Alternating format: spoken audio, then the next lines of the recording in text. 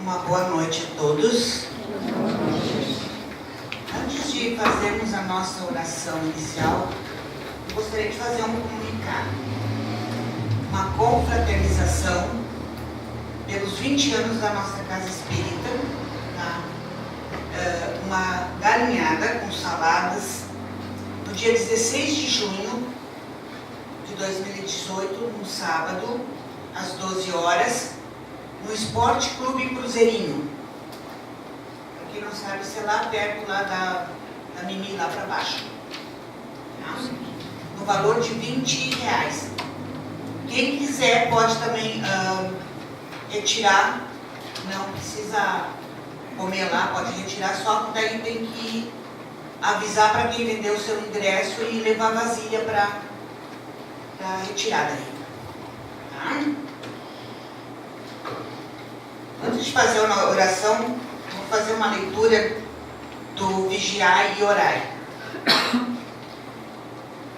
Diz assim: é tão fácil ser feliz, basta que saibas viver, basta que saibas compreender as atitudes mais incoerentes, basta que não te escandalizes com ninguém, basta que tudo vejas com naturalidade.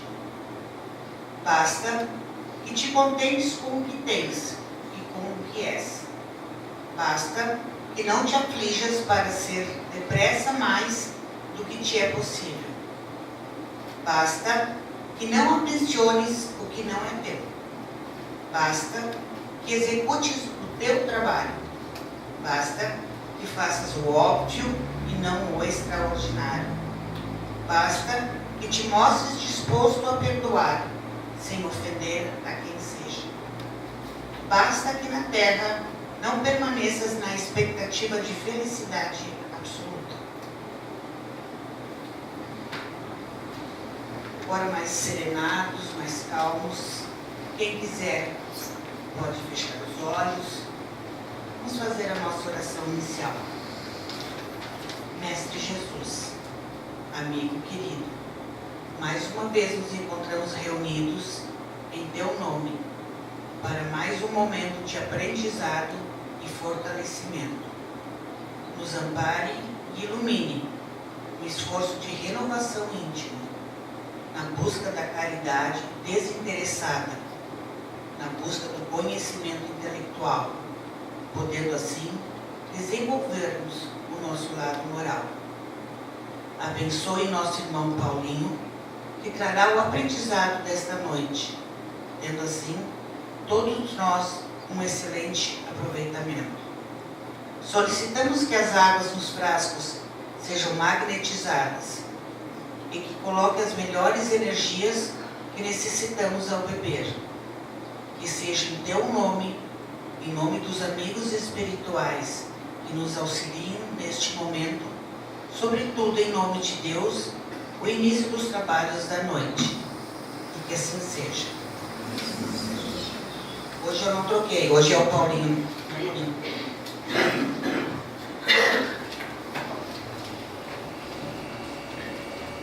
Boa noite a todos. A temática que nós estávamos assistindo ali não é coincidência, ou vamos dizer assim, não é por acaso. Quem colocou foi a Nani, né, a dia anterior, né? E a minha palestra, ela não sabia que seria esse o tema. E deu exatamente a mesma temática para nós refletirmos com mais profundidade a questão de Deus. E como as temáticas ali já vinham sendo trabalhadas, nós vamos também se aprofundar. E a base ou a reflexão que a gente traz de Deus é aquela de Jesus. Jesus apresentou Deus ao mundo como um pai amoroso, um pai que vem sustentando seus filhos diante das caminhadas, diante das experiências. E é dessa forma que nós vamos apresentar, também com a reflexão que os Espíritos nos trouxeram, a partir da primeira questão do Livro dos Espíritos, onde eles questionam, Kardec questiona os Espíritos, que é Deus E eles respondem: Deus é a inteligência suprema, causa primeira de todas as coisas. E também no capítulo referente, no capítulo da Gênesis, no segundo capítulo, falando dessa questão toda de Deus. E dele, de onde se pode encontrar a prova da existência de Deus? Num axioma que explica as vossas ciências: não há um efeito sem uma causa. Procurai a causa de tudo o que não é obra do homem. Qualquer coisa que não for obra do homem é obra de Deus. A razão mesmo vai nos responder isso. E a gente vai perceber isso. A gente olhar aqui fora, olhar para o céu, a gente vai ver que o universo não é obra do homem. É obra desse ser maior. O universo pode ser comparado a um imenso maquinismo e sua natureza, ordem e harmonia estão atestando que ele tem um Criador inteligente. Se a causa, se toda essa estrutura é um maquinário, é uma estrutura muito inteligente dessa natureza, então a gente pode ver que o Criador é um ser inteligente, de uma inteligência superior a qualquer outra que conhecemos, já que o próprio ser humano, que é o ápice da inteligência sobre a Terra, que é o maior ser de inteligência sobre a Terra, né, o ser humano, ele também, ao mesmo tempo, ele é uma criatura, obra dessa criação. Então, nós nos envolvemos nessa mesma capacidade de nos sermos criação desse ser que é Deus.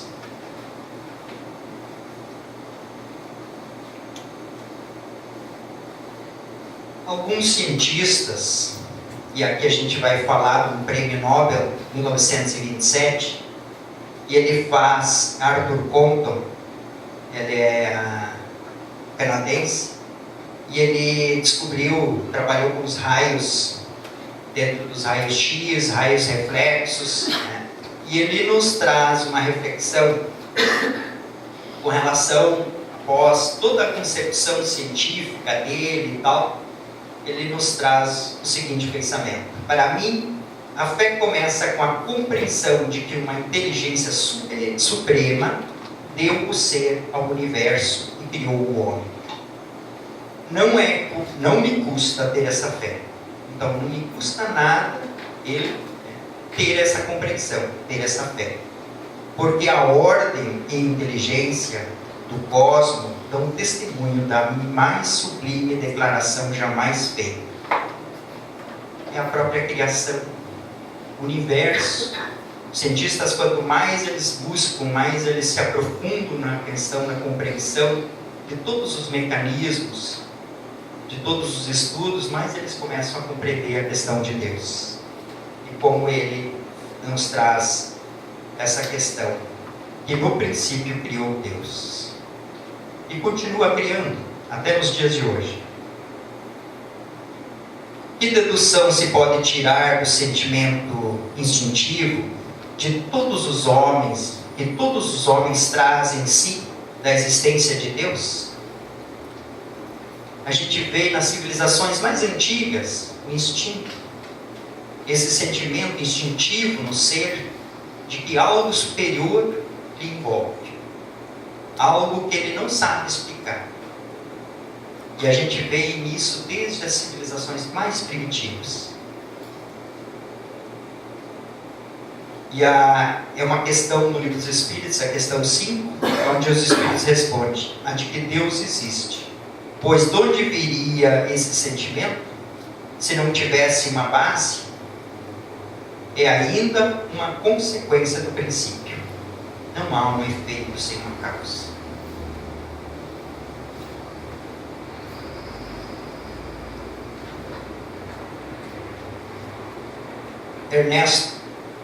Albert Einstein, também nos traz uma reflexão com relação a Deus. ele nos traz o seguinte pensamento: a percepção do desconhecido é a mais fascinante das experiências. Então, aquilo que é conhecido é fácil de se perceber. É algo que está à frente das nossas mãos, é algo que está palpável, é algo que nós conseguimos trabalhar. Mas aquilo que é desconhecido, ou aquilo que está à nossa frente, o nosso universo todo, nesse conjunto, essa percepção do desconhecido é a mais fascinante das experiências que nós temos. E nisso, o homem que não tem os olhos abertos para os mistérios, para o misterioso, passará pela vida sem ver nada. O ser que não conseguir refletir em sua existência sobre o que existe à nossa volta, refletir sobre a questão da vida, os porquês da vida, ele vai passar essa existência num vazio, num pleno vazio. Enquanto que nós, como seres que somos criados à imagem e semelhança de Deus, espíritos, na busca de um aperfeiçoamento, nós, como filhos desse ser, de inteligência suprema, nós também, como seres inteligentes, nós temos que buscar questionamentos, buscar reflexões e respostas para a nossa própria existência. Então, é necessário para que a gente possa perceber o contexto e as experiências em que nós estamos inseridos. O nosso planeta é o único habitado no mundo.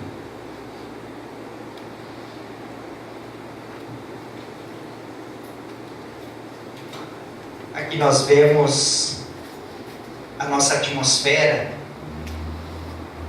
Temos a troposfera em volta de 12 mil metros da superfície do mar, do nível do mar até, acima dela temos a estratosfera, onde os aviões viajam nos seus voos, porque ali não há criação de tempestades, raios, Então, acima da troposfera, eles podem viajar tranquilamente. Muito difícil ter tempestade naqueles locais ali. Ela sempre vai acontecer aqui embaixo. Então, cada uma dessas estruturas, elas têm uma necessidade de existência. Elas têm uma importância para o nosso ser. Na mesosfera, nós também temos a questão de estruturas. Em cada uma delas, ali se cria a questão dos raios de ozônio, da camada de ozônio. Em cada uma delas existe uma necessidade de trabalho e de proteção da nossa própria Terra. Então, dentro dela parece como se houvesse uma harmonia. Muitas vezes nós dissemos assim: mas o mundo está cheio de conflitos, O mundo está cheio de conflitos. O mundo está uma loucura. Não, o mundo está perfeito. Há um equilíbrio nas coisas. O que está em confusão, em conflito, é o ser humano. Ele está em conflito. Ele está com dificuldade de compreender as coisas. As leis que regem o universo, elas estão perfeitas.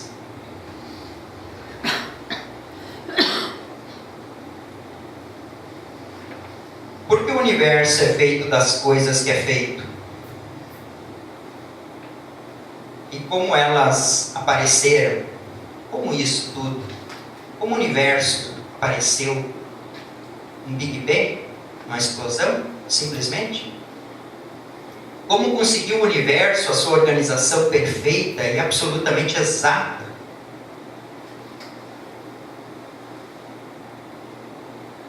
Se não há uma inteligência por trás disso? E é possível também admitir Deus do ponto de vista racional. Toda obra tem um autor.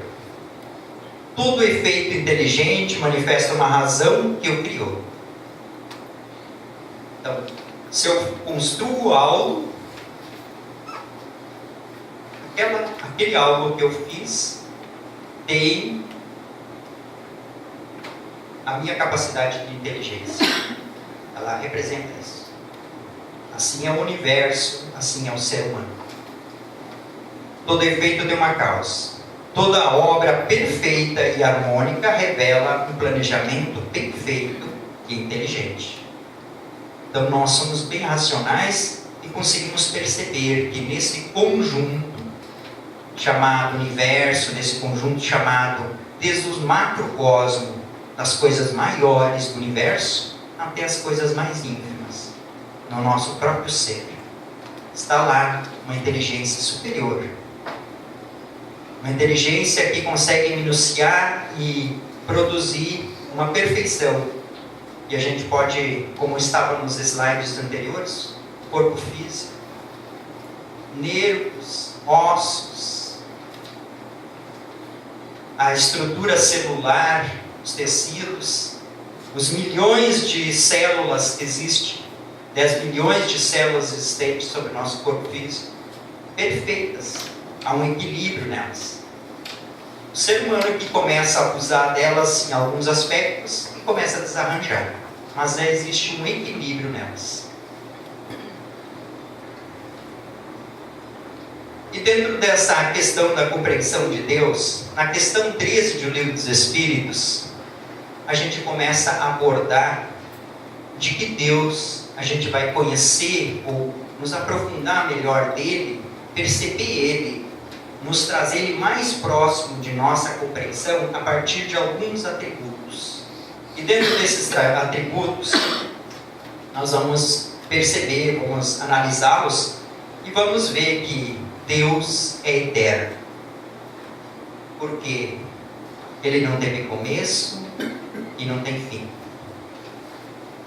Se ele teria começo, ele teria sido criado. E se tivesse fim, o que seria das coisas por ele criado?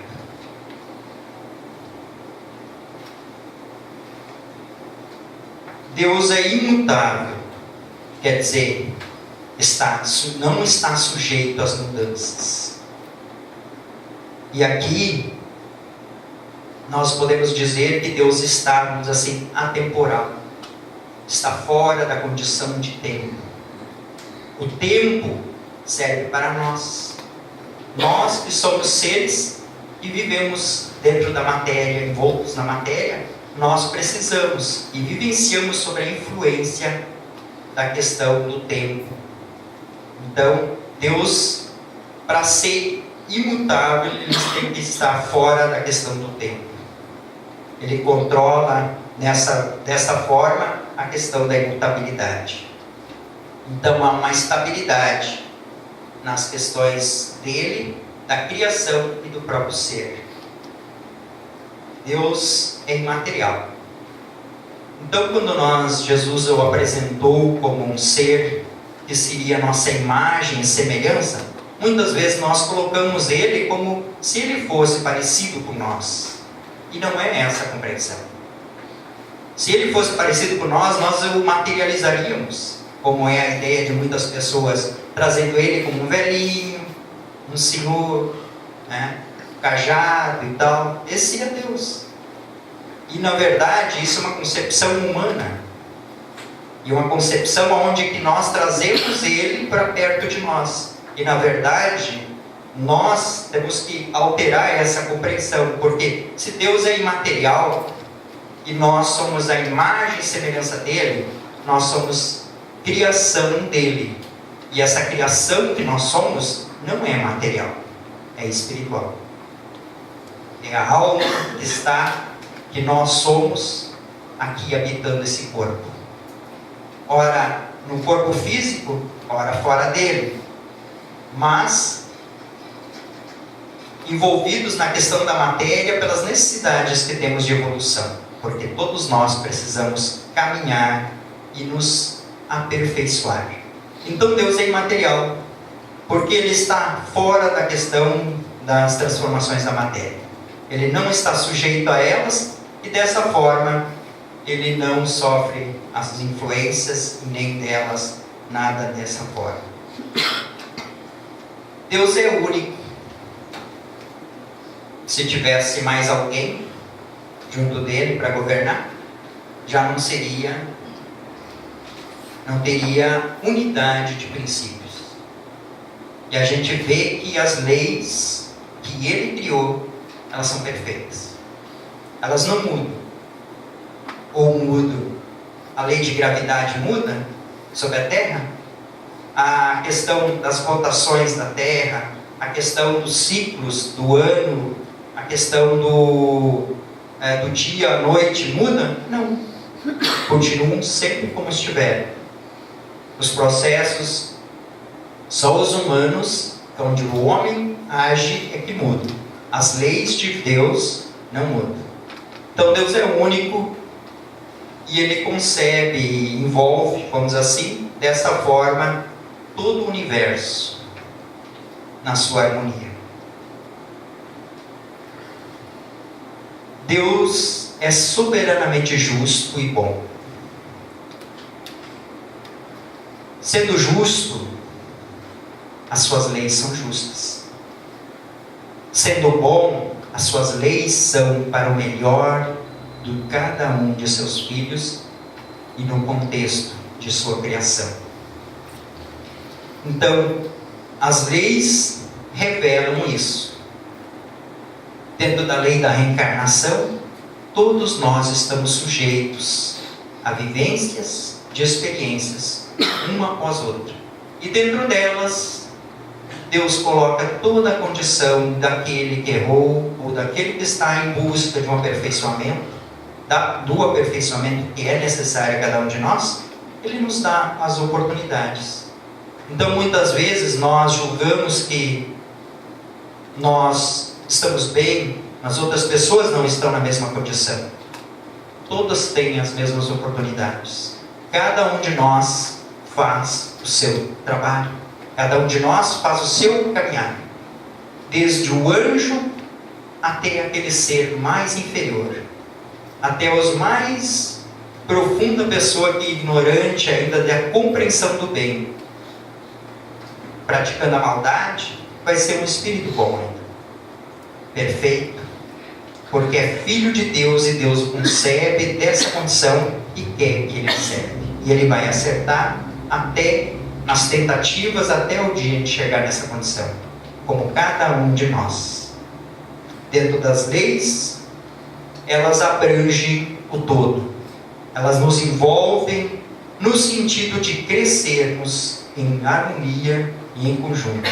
Para essa questão da justiça e da bondade. Dentro disso,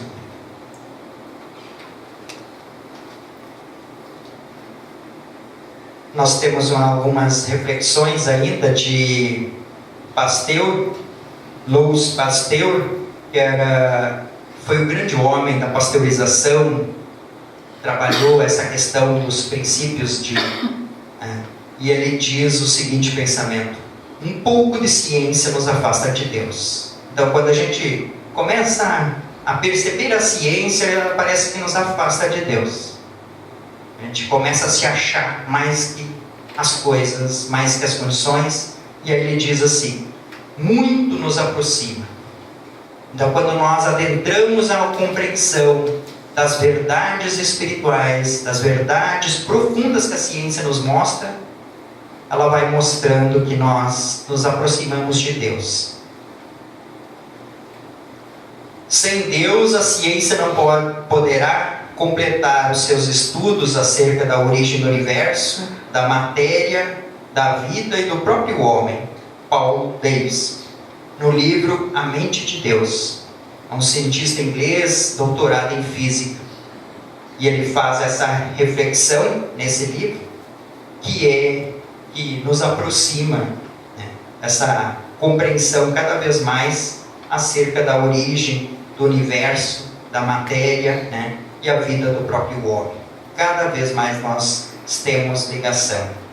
Gressel Morrison, diretor do Museu de História Natural de Nova York, após o resultado de 40 anos de pesquisa, fez publicar um livro onde coloca vários motivos por que ele acredita em Deus. Homens de ciência, homens de estudos, que declaram profundamente o quão importante é a questão de Deus. E agora a gente vai pegar mais alguns dados para a gente compreender por trás de todo o processo do universo, há uma inteligência muito superior. Quando os geofísicos disseram que a Terra tem a inclinação de 23 graus na questão do seu eixo, isso não é casual. Porque se o eixo da Terra fosse perpendicular, a vida seria impossível, porque o gelo acumulado nos polos desceria diretamente ao Equador e mataria toda a vida. Então a Terra, na sua translação, ela não está exatamente numa condição de grau zero, e sim 23 graus. Ela tem uma inclinação, e a partir dali há todo um processo de equilíbrio nisso. A Terra também está colocada a 152 milhões de quilômetros de distância do Sol. É uma baita distância, né? Mas isso não é por acaso. Se ela estivesse mais próxima da Terra, o excesso de calor destruiria a vida. E se ela estivesse mais recuada, a ausência de calor se encarregaria de matar a vida. Então assim, existe uma perfeição. Nem mais distante, nem muito próximo. Porque há um equilíbrio nisso. E há uma necessidade de se ter a vida nossa, viver num corpo físico, diante de uma determinada temperatura. Às vezes tem alguns extremos que a gente tem, natural. Muitas vezes o homem também ajuda a contribuir. Alguns gelos a mais, outros verões um pouco mais fortes, mas é suportável. A Lua, ela tem uma distância de 384.365 quilômetros de distância da Terra. Mas não é um acaso isso. Se ela tivesse apenas 75 mil quilômetros da Terra, que seriam um percentual aí de umas 5, 6 vezes menos a distância da Terra, a vida seria impossível. Porque a pressão magnética da Lua sobre as águas ergueria os oceanos até as montanhas mais altas, produzindo uma erosão tão grande, total, com relação ao aniquilamento da vida. Então, todos nós sabemos que a Lua tem influência sobre as marés. O mar, à noite, ele cresce, ele vem para fora.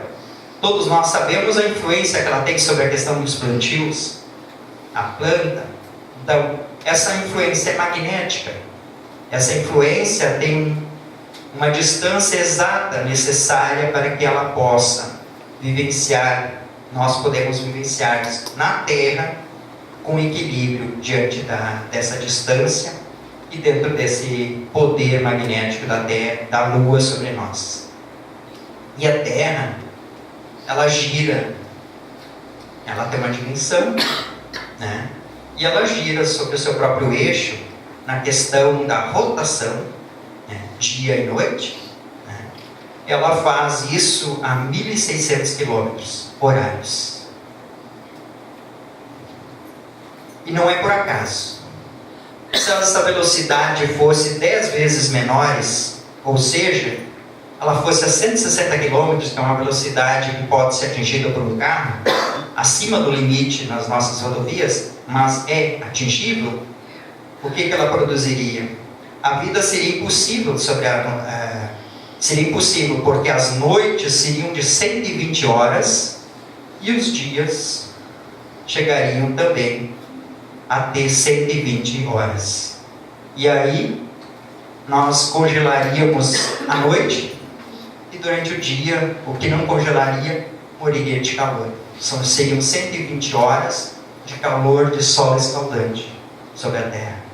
Então, ela tem uma rotação de 1.600 quilômetros e nós permanecemos sobre ela sem cair fora dela, sem sair de flutuando ao espaço, porque existe uma lei, a lei de gravidade, a gravidade, que é uma lei natural que envolve a Terra, atrai os corpos sobre a Terra, e dentro disso nós todos somos atraídos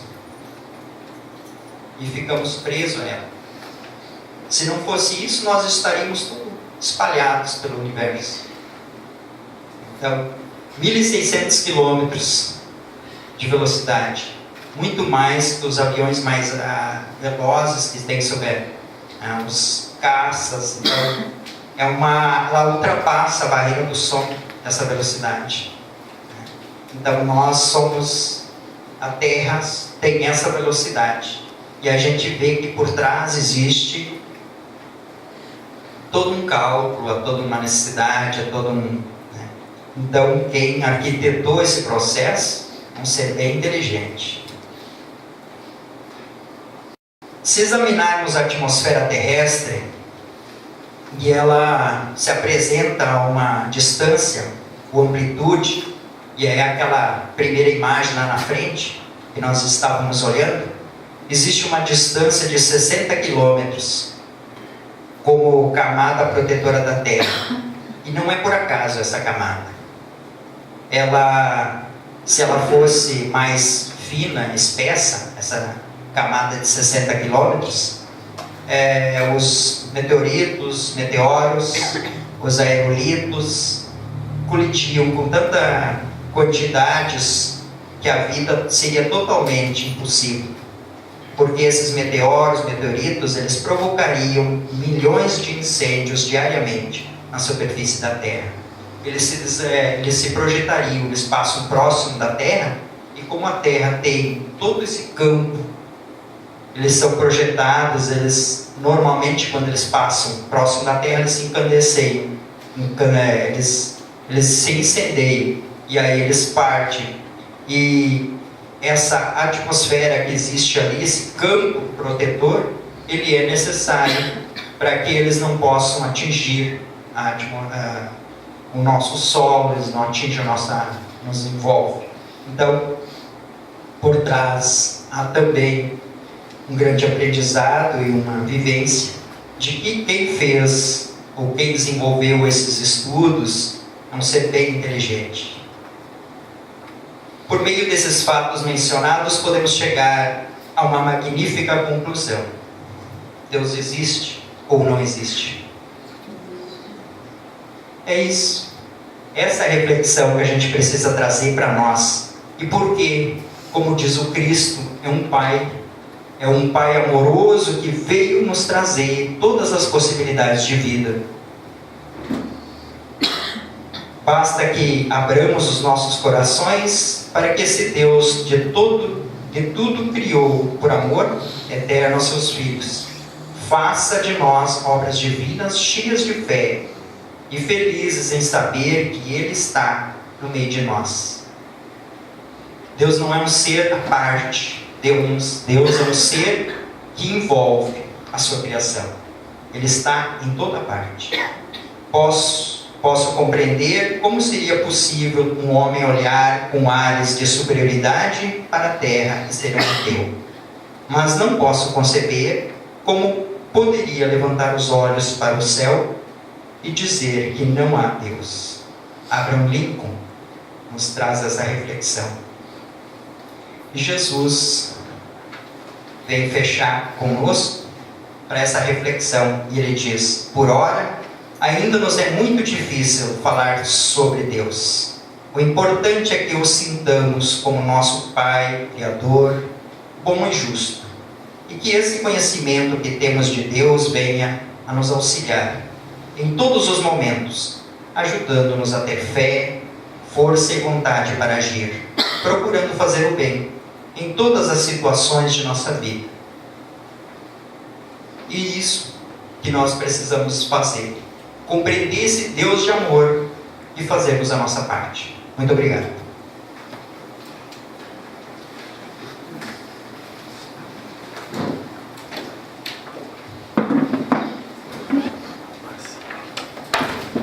Então, neste momento, vamos nos preparar para receber o passe. E as evangelizadoras podem subir com as crianças.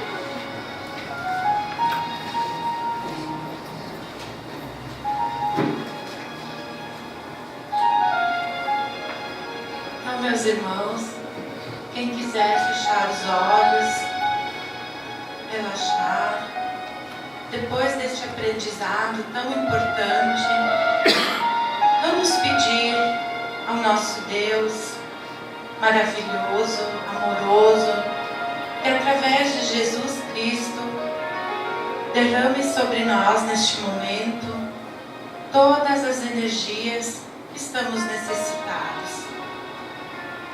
Ampara-nos, Senhor, neste momento em que rogamos Tuas bênçãos através deste passe. Que a Tua luz nos envolva, ofertando-nos o fortalecimento, o reequilíbrio e a paz. Com os pensamentos elevados ao alto e com o acompanhamento dessa música suave, recebamos as energias que estamos necessitados.